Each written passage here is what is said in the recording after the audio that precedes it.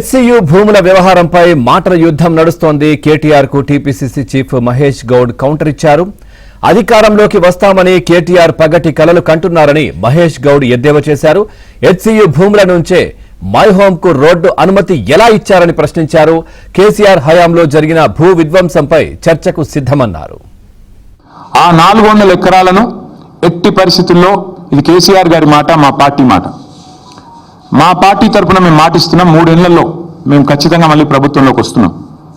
ప్రభుత్వంలోకి వచ్చిన తర్వాత మేము ఆ 400 ఎకరాలని మొత్తం హైదరాబాద్లో, మొత్తం తెలంగాణలోనే అతి పెద్ద ఈకో పార్క్గా ఏర్పాటు చేస్తాము.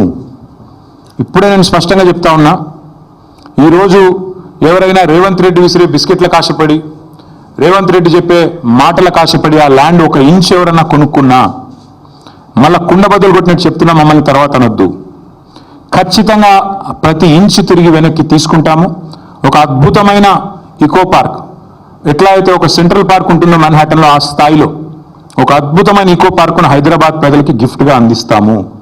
అటు సెంట్రల్ యూనివర్సిటీ విద్యార్థులకు ఆ గిఫ్ట్గా ఉంటుంది, హైదరాబాద్ ప్రజలకు కూడా ఇది ఒక గిఫ్ట్గా ఇస్తాము. ఇది మా కమిట్మెంట్, ఇది మా బాధ్యత. ఆ 400 ఎకరాలు పొరపాటున కూడా ఎవరు కొనవద్దు. కొంటే మీరు నష్టపోతారు. మమ్మల్ని తర్వాత తప్పుపడ్డద్దు. ప్రభుత్వంలోకి వచ్చిన తర్వాత కాదు, 3 ఏళ్ల ముందు చెప్తున్నాము. మమ్మల్ని తర్వాత అనవద్దు. ముందే చెప్తున్నాము, ఈ ప్రభుత్వం రియల్ ఎస్టేట్ విస్తరణ కాంక్షతో పనిచేస్తోంది. కోర్టులో ఉంది, కోర్టులో ఉంది. అది నేను ఇదివరకు హైదరాబాద్ కూడా చెప్పినాను. హెచ్సియూలో ఇప్పుడు తగాదా నడుస్తున్న భూములు పరిపూర్ణంగా ప్రభుత్వ భూములు. అది ఇప్పుడు అదేంటి భరత్, ఐఎంజీ భరత్ అనే సంస్థకి చంద్రబాబు నాయుడు ల్యాండ్స్ ఇచ్చినారు. దాని మీద కేసు వేసింది ఎవరు? దివంగత నేత రాజశేఖర రెడ్డి గారు. తర్వాత కోర్టుకు పోయింది.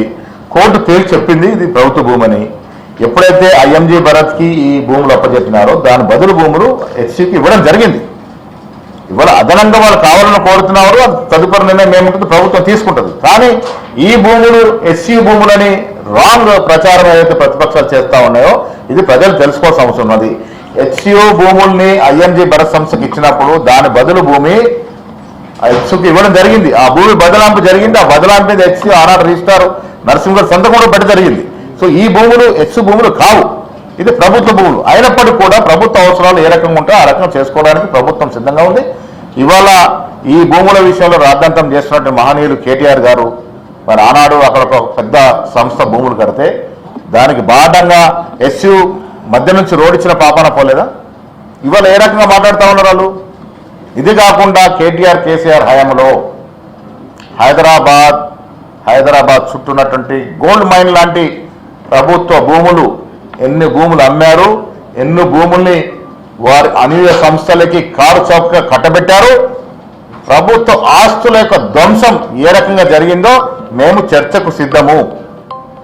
బాహటంగా హైదరాబాద్ చుట్టూ భూముల్ని దోచేసిన ఘనత కేసీఆర్ కుటుంబాంది.